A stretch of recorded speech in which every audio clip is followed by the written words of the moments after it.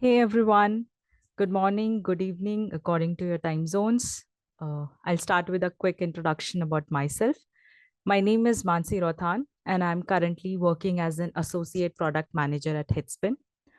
My major focus is to derive product strategies and growth. Today, I'll be sharing my thoughts about the need and ways for smart alerting in case there is any issue that is detected. If you have any questions, you can drop them in the chat box and I can answer them later on. Now, before directly discussing about the types of smart alerts, let's first discuss about why exactly we need alerting and what are the challenges that are associated with the current testing landscape. So, as a software industry, as the software industry continues to evolve, the development teams are facing a number of mounting challenges that are making effective testing more critical, yet more complex than ever before. Let's take a closer look at some of the key issues software organizations are grappling with. Very first comes the challenge related to the software becoming too complex. For example, if we talk about our daily used application, that is WhatsApp. Earlier, WhatsApp was just used to show status. So if you're busy, you'll just update it as busy. If you are in gym, you'll just set it as gym. If you're going for walking or if you're on a call in a meeting, you'll just set your status. Then it improved to letting their users do chatting with each other. So then you started chatting with each other there. Then you started sending your images, photos, videos, these things through WhatsApp. Then you can show your image, upload your image as status, and you can also put your videos on status. So then right now you're seeing that there are several channels that you can join in WhatsApp. So this way, the softwares are becoming complex day by day. So with the need of people, the complexity of the software kept on increasing. This rise in application complexity makes it exponentially more difficult to test for all potential use cases and uh, edge issues thoroughly, and even building your skill set gap that is related to the resources that we currently have.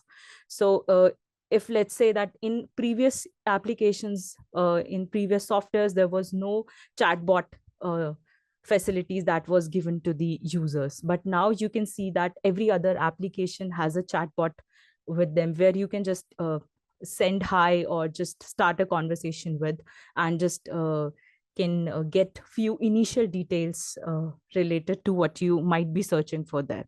So with increasing using these type of LLM models, using these type of AI driven models, the skill set of the developers, the skill set of the people that are testing or developing those kind of features is also should also increase. So there is this uh, we need to even build the skill set gap that is related to this resource.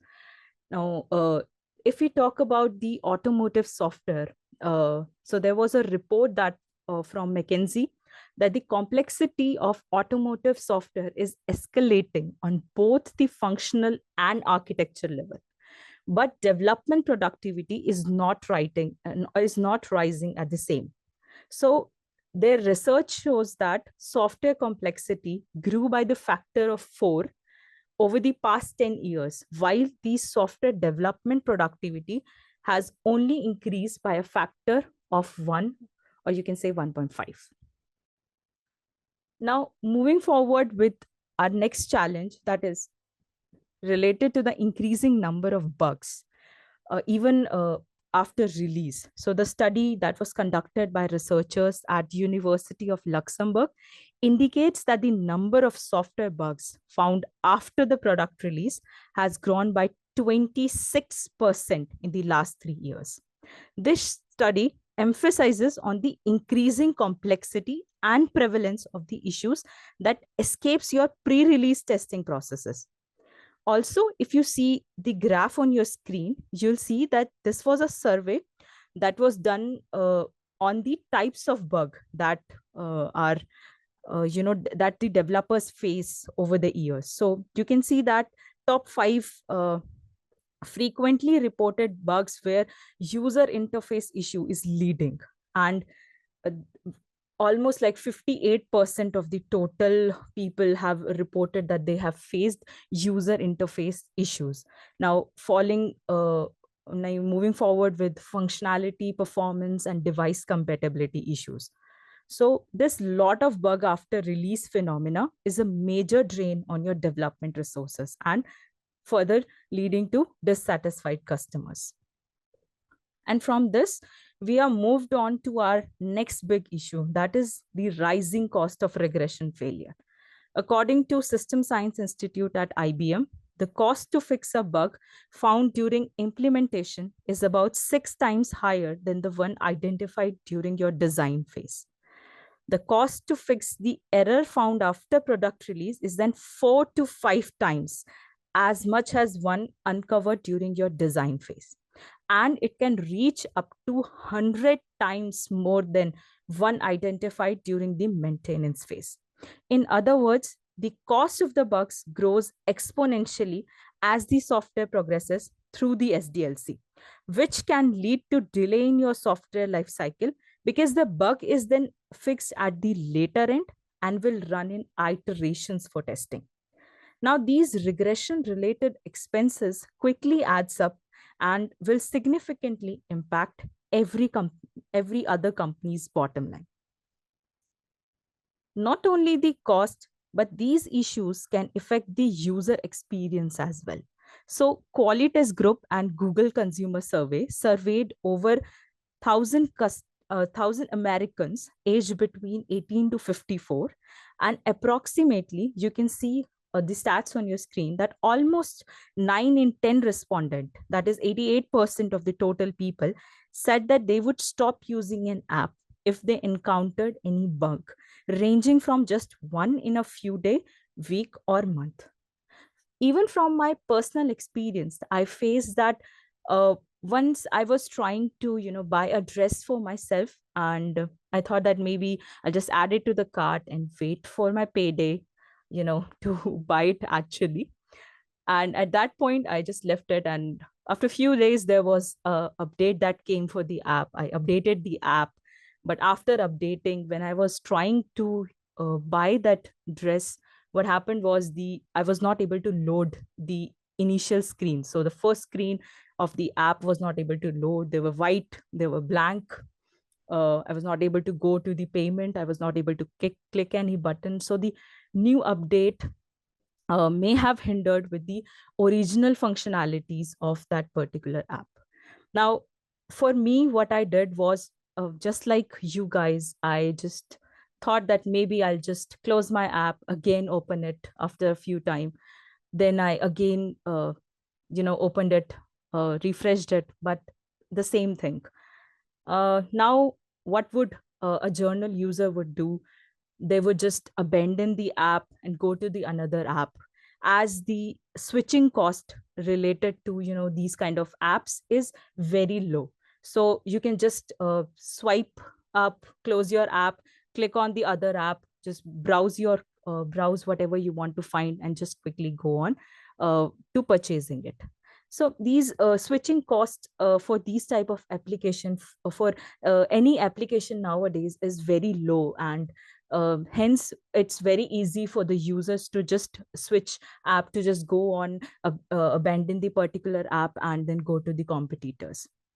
Now, these issues that are causing your app to hinder your user performance and then further leading your tarnishing of user experience and your brand reputation. So the issues that are related to these are undetected. So these undetected issues are severely tarnishing your hardened user trust and your brand equity.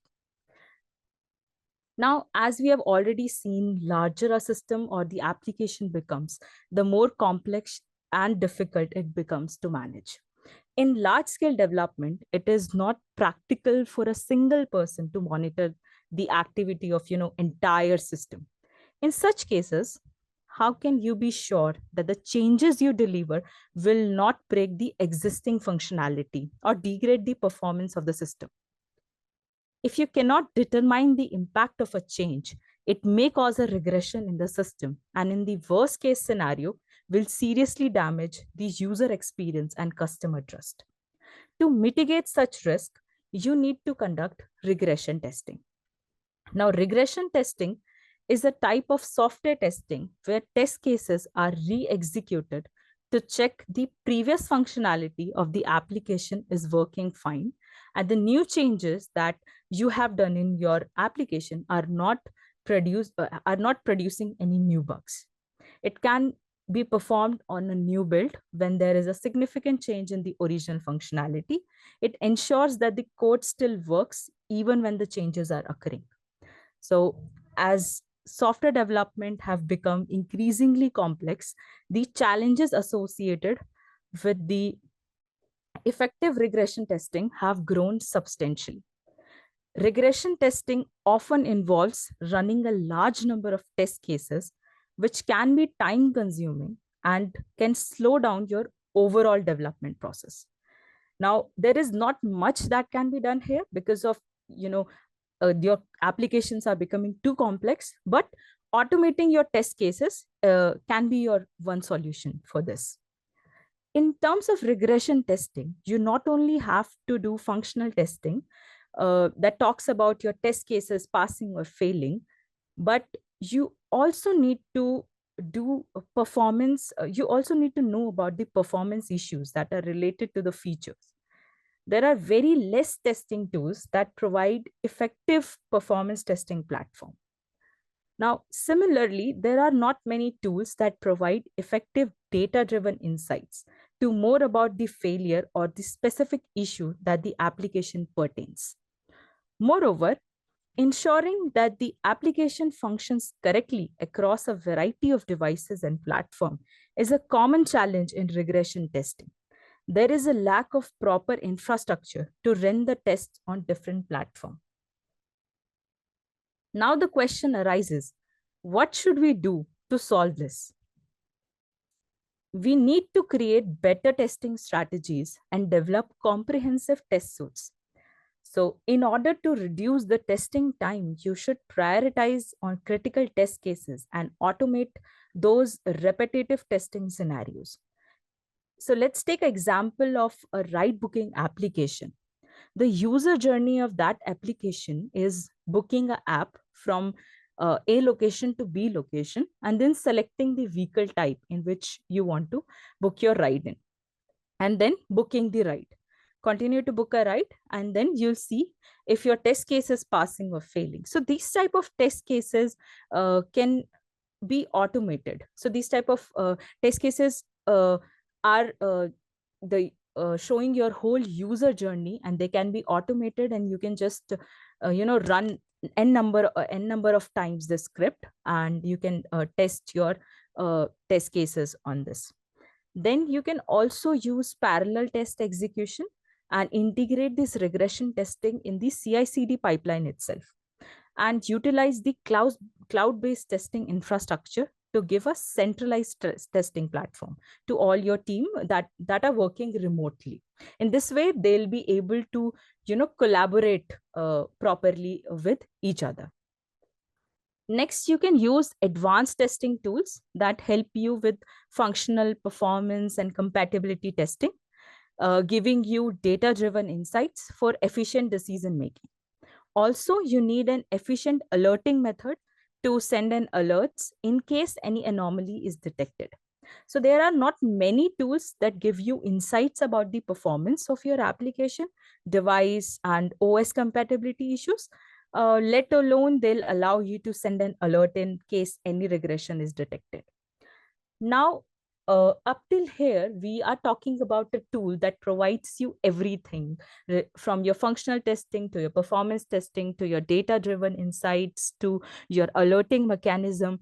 Now, there is now at HeadSpin, we provide regression intelligence that is integrated in your software development lifecycle on 3 stages. So build, run test, and ship. These are the three tests. These are the three key stages at which the development cycle goes through. Now, integrating into your overall software delivery pipeline from build to your final shipment. You can analyze the degradation in your system performance or the behavior related to your application, and then use the data analysis to provide insights that can derive your testing process. Now, in HeadSpin, regression intelligence is a solution that enhance the regression testing phase by providing data-driven insights to help identify and address regressions more effectively. So the goal here is to improve the quality and reliability of the software that is shipped to the customer. You need to know about the performance of your application and need to get alerted whenever there is any issue that is observed. Now, what exactly is HeadSpin regression intelligence and how it is running in the background? Let's take a closer look at it. So HeadSpin's regression intelligence is a powerful tool that you can use for a comparison to analyze if your current build or the your previous build has shown any degradation, and will give you end-to-end functionalities for automating these regression tests. You can also monitor in case there is any anomaly or any degradation that you see using the alert method. Now, you can see that in this part where I have kept a snippet of regression testing that was done on A build and B build. So A build was run on Samsung Galaxy S20 at a Palo Alto, US location on a particular network. And similar for B build, the sessions were run on Samsung Galaxy S20, Palo Alto, US, and on a network. Now, you can see that this is the session that is run on both the build. So you can compare both the build on the basis of the session. You can see the session recordings here, and you can analyze how your session are running on A build and how your sessions are running on B. In this way, you can do side-by-side comparison. You can compare your current build versus your previous build. You can also compare your this week build versus your last week build. Not only this is related to the builds, but also related to the platform. So you can compare your Android platform versus your iOS platform. And you can also compare on the basis of generation devices, your current generation devices or your previous generation devices. In this way, you can see if your app is functioning, if your app is performing better on this, on the current generation device or not, as compared to the previous generation.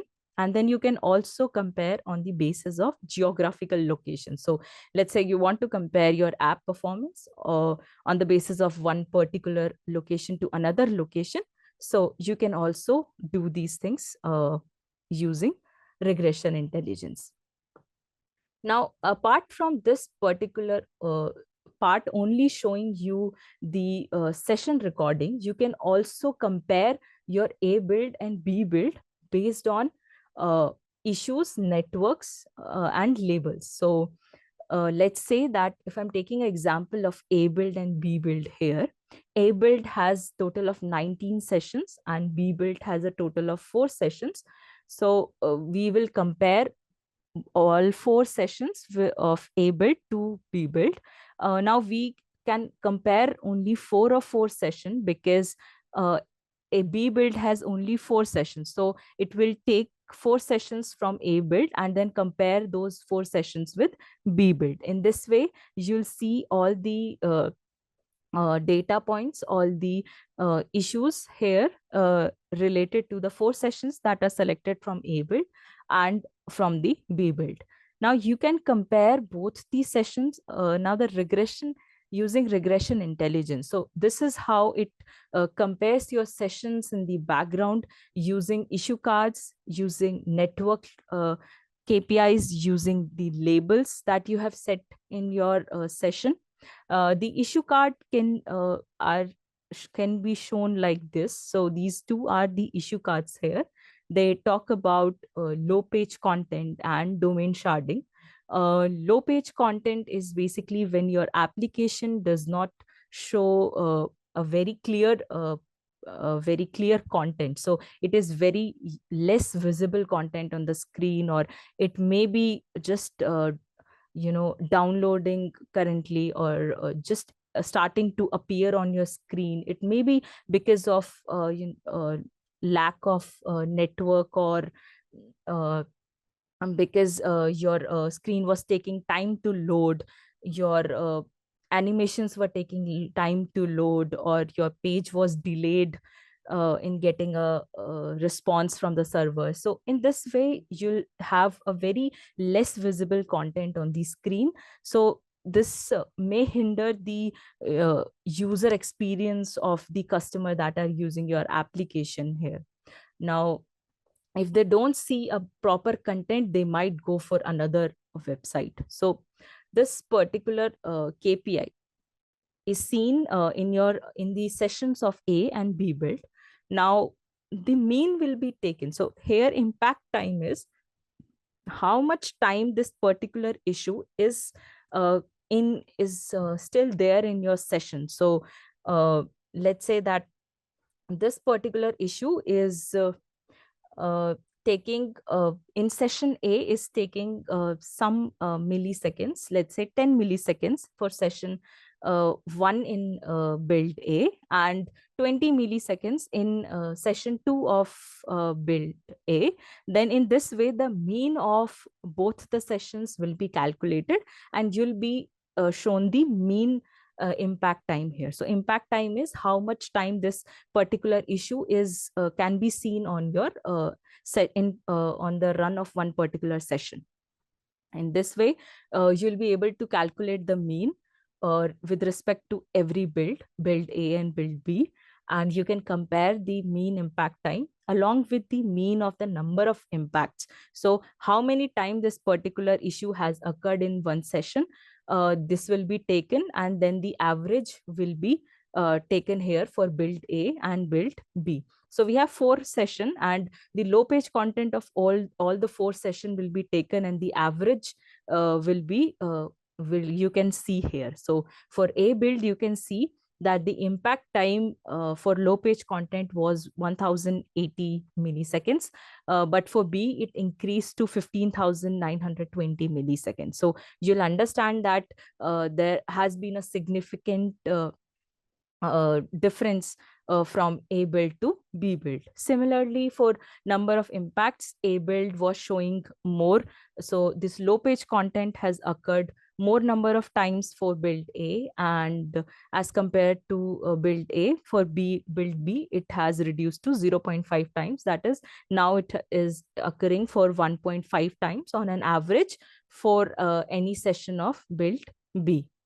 Now, in the same way, you can see that uh, domain sharding is an issue here, and you can compare uh, for build A and build B. So domain sharding is where you use, it's a very popular phenomena where you can use multiple domains to get your resources, and you'll get your resources parallelly from different domains. So in this way, you can just relieve the load off from one particular domain, and you're distributing your loads to multiple subdomains so that you can get it parallelly from all the domains. But in this way, it is reducing the performance, and if you request all your resource from a single domain, it will help. It helps to quickly get all the uh, content on your application. But in terms of multiple domains, they are running parallelly, and they are taking a lot of time, and a lot of resources to load on screen. Now, for this as well, the mean impact time and the mean of number of impact is calculated. And you can see for A build and B build, they are compared. So for A build, there was 586 milliseconds on an average, this issue was seen. And for B build, it was 636 milliseconds, this issue was seen. So it means that for B build, this issue has increased for 50 milliseconds. So your domain is taking 50 milliseconds more in terms of B build to load, to get resources from the server. In this way, the number of times this issue is occurring for A build is 2.7 and for B build is 4 times. So you can see that there is a significant increase in B build with respect to the number of impacts. Same for network latency. We can see that we have two different domains that are google.com and cdcgo.gov.com, and how much time does this domain were taking to respond in terms of the sessions that were running A build and the sessions that were running B build. You can compare it on the basis of TCP connections, TLS exceptions, waiting time, receiving time, TCP connections, HTTP requests. So in this way, you can compare your sessions and you can see that your B build is taking more time than your A build here. And similarly for this domain as well, your B build is taking much high time as compared to your A build. So in this way, related to the latency in your network as well, you can compare both of your builds with all these sessions. Now, in terms of labels that you have given in these sessions, so let's say that you want to see how much time your application is taking to load on the screen, and you marked it as a page load, that is your first load appium here. Now you'll get the time here in milliseconds, how much time when you click on the application button to when you click on your app to start your app, and from that time it takes to load the home screen page completely on your screen. So this is the time it takes. So this A build on an average for all these session, it was 2800 milliseconds this A build was taking to load your application. And for B build, it was negligible. Hence, you can see that the duration is in 0. Now, in this way, you can compare both the build on the basis of issue network labels, and this is how it's running in the background. This is how your regression is running.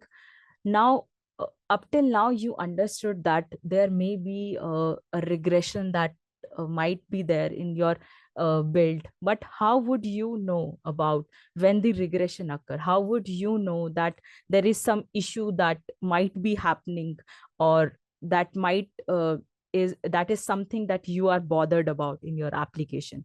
So how would you know when the regression is detected, and how will you get alerted? So we provide an alert function here.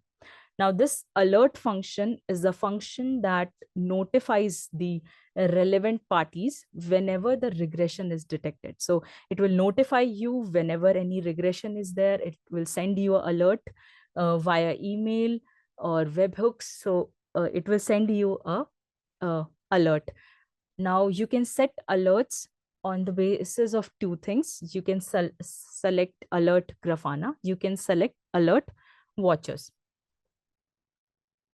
So now we'll discuss what exactly is alert Grafana, and we can understand it using an example. So let's say that there is a KPI called max current, and you want to understand when this max current KPI is higher than 800 mA for your session, and you want to get an alert for it.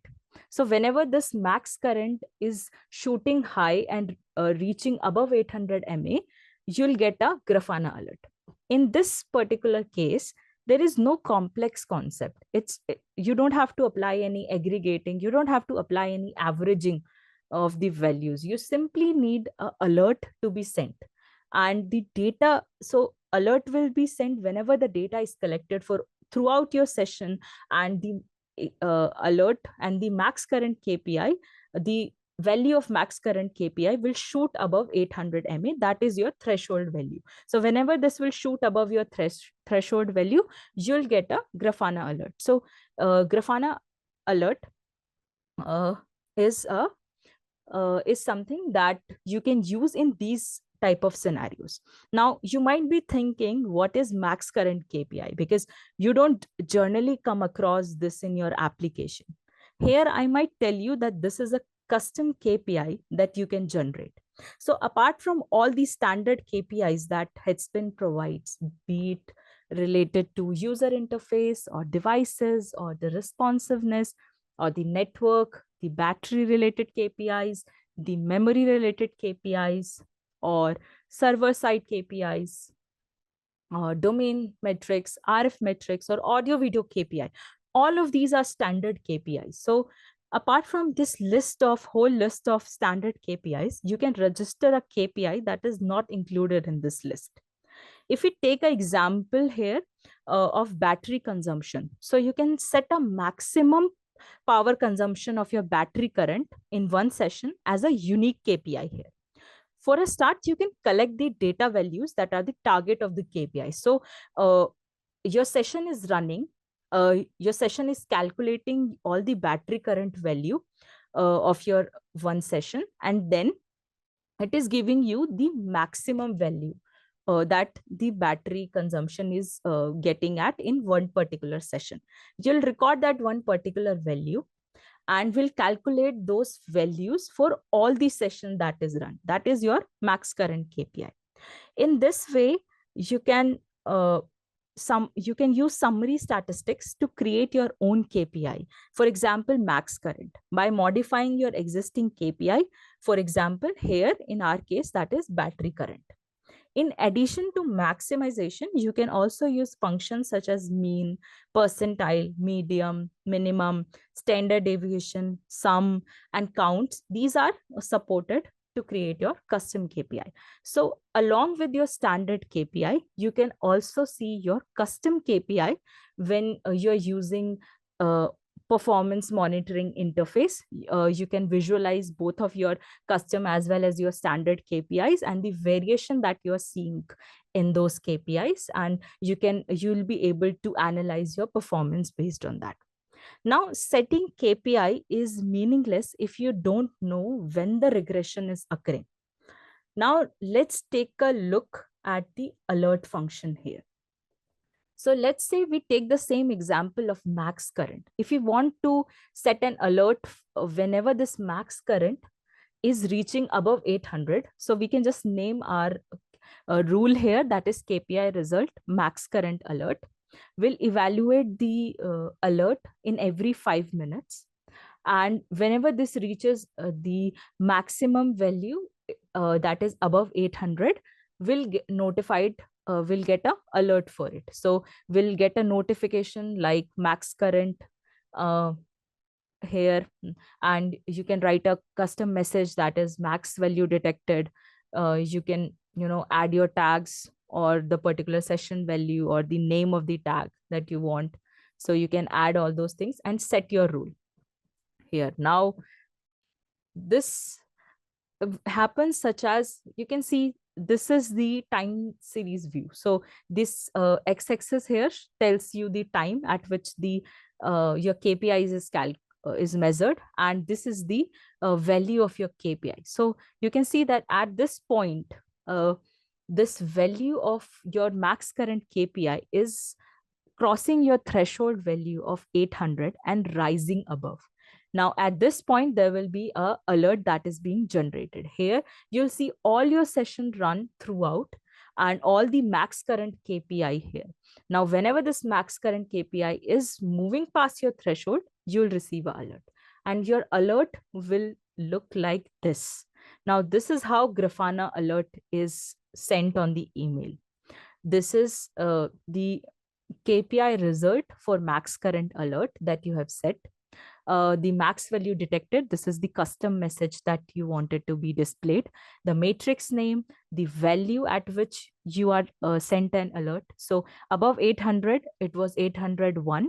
And when this value occurred, there was a alert that was sent directly. And you'll also receive this kind of graphical bar chart here, so that you'll understand at what point of time, at which particular time your threshold value was exceeding. So this way, this Grafana alert works. Now, for Grafana can support various views and alerts on one or more individual metrics. Whether you can aggregate it or not, it's up to you. But you can get alerts on individual metrics here. That, let's say, max current here. Now, Grafana can be used for alerting on all type of metrics, but for custom KPIs, there might be a require of a certain customization. Fundamentally, it is Grafana makes the detection of anomaly session easier, and you can set this alert to this alert will support you through email, through webhooks, and in this way you can get alerted whenever there is a anomaly that is detected, any degradation that happens in your session. Now, if moving forward to the next type of alert here, that is alert watchers. If we talk about when to use alert watchers instead of Grafana, so the Grafana does not support percentages for threshold. And if you don't need any chart other than line graph, you can go for alert watchers. So Grafana is not about percentage change. It's just about threshold value. If the threshold value crosses, you'll get an alert. You cannot set the percentage. So if the threshold value crosses by this percent or something like that, then you can just use watchers. Otherwise, you need to go for Grafana. And you can use watchers if it is necessary to find statistically significant differences that are not due to any chance among the large amount of data whose units are in length of time. So you need to have your units in length of time where all the values at given particular time are captured, and then they are compared with the other with the values of other build. Now, in this way, you can use alert watchers here.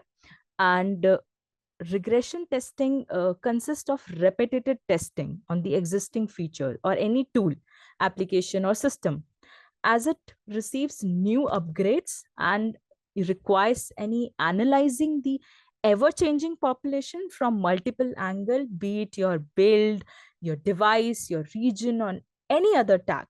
With Grafana, you'll require the addition and modification of your SQL query every time. So you need to update your SQL query if you want to change anything. Let's say you want to exceed it by 900, you need to update your query, or any a particular time you want to use Grafana for alerting, you need to continuously update it. So it is difficult to not only build, but also to maintain and operate. So in this way, you can use alert watchers instead. So for this, this is just a technique to this alert watcher is an alerting mechanism to send you an alert whenever there is a comparison that is happening and there is any increase that is happening from one build to another build on a particular percentage. So let's say right now I've taken an example where the alert needs to be set when the execution time exceeds by 400 MA by 10%. So from build 1 to build 2, the values of max current will be calculated at each given point. And whenever the average is found, and this average is compared from A build to B build, and this average has changed to from 10 changed by 10%, then this alert watches will be used. Now you can see it here. Max current KPI is calculated on different timestamp. This is a trend line view for max current. So this is calculated on each and every timestamp, and this is the value at which is selected, and at which the given point of time the max current value is seen. And then from this value, the data set is generated for both build A and build B, and the data set will be compared for both. If let's say A build and B build are compared, so in this way you can see if there is any 10% increase you are seeing. So to set this, you can just go on this tab here that talks about alert watchers. You can click on it and go and set your alert. So you can get email notification. You need to enter your email, name your alert, select your build. So current build versus your previous build. You can select your device SKU. Now, if you run on, if you click on next, you'll be taken to this where you can set your frequency. So in every 10 minutes, this alert will be calculated. So this max current value will be captured here. And this is the timestamp through which you want to capture this particular value. From this start time to the end time, you'll capture the value. You can set your start time and end time, and then you'll set a threshold here. So 10% is our threshold, and we'll just select the threshold and we'll just create a new alert watchers here. Now, after you set this alert and there is any unacceptable battery percentage usage that you see of the selected sessions of A and B, when those selected sessions of A and B is aggregated and the average value is calculated, and you're seeing that there is some the value is changing, and if you see that the value of B exceeds 10% of A, the result is status failed and the regression is considered to have occurred. So in this way, you'll see the test case summary of your test that you're running. You'll set, you can see the build, the name of your build A and build B. You'll see the threshold value that you have set. When was the start time? What was the duration? All the timestamp at which it was created. And then you can just see that there are this green and red color stripes. So there are three color stripes which will be displayed, that is green, red, and yellow, where green means success, red means failure, and the yellow means that this test was skipped. So this type of icon, if you see, it means the email has been sent for the red reasons that are seen where the regression has failed, and you'll receive a notification of your performance regression just like this. So whenever so when an incident has been started and resolved, so all the information will be sent to you through this such like this email. So in this email, you'll get the date, you'll get the time, you'll get the report of the regression analysis here, and you can see the user flow ID shows the build 1, and this user flow ID second shows the build 2. So both the build, the regression user flow of both the build the report of it will be sent by this in this email, and this summary will talk about the KPI that is given, that you have chosen, that is your battery current regression duration. And you can see that your reference session of your build 1 and the target criteria of your build 2. You'll also see your comparing a build name here. So in this way, you can set alert watchers. So alert watchers can support the trend line view and the alert on one or more individual metrics. So you only need to, there is only a possibility to aggregate it. So all the data points that are collected of that particular KPI, that particular matrix will be aggregated, and then the average will be taken to compare that there is any percentage change from build A to build B. And is then it is also optimized for detecting regressions and alerting on metrics that are network based and duration based, because you need to have a trend line view, you need to have a timestamp that are related to it whenever when you want to calculate that particular value. So the maximum value of that particular KPI will be taken at given point of time. So in this way, all the you can use network based or duration based KPI at which you can see the percentage change. Now, you don't have to customize anything. And fundamentally, this alert watcher is to compare the two, is to make your comparison of two data sets easier, and is supported by email here. So in this way, throughout your whole journey of doing software testing, doing regression testing, applying regression intelligence, and then using alerting to detect whenever the regression is there, and to get to know about the get data about the specific areas or the faulty areas or the degraded areas of your session run. So in this way, your whole journey of your regression testing is being very smooth throughout, and you'll be alerted whenever there is any anomaly that is found. So this is it from my side. If you have any question, if you have posted anything in the chat box, I'll just see it.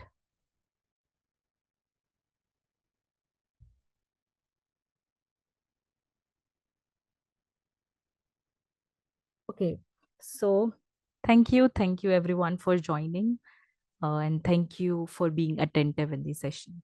Thank you. Have a nice day.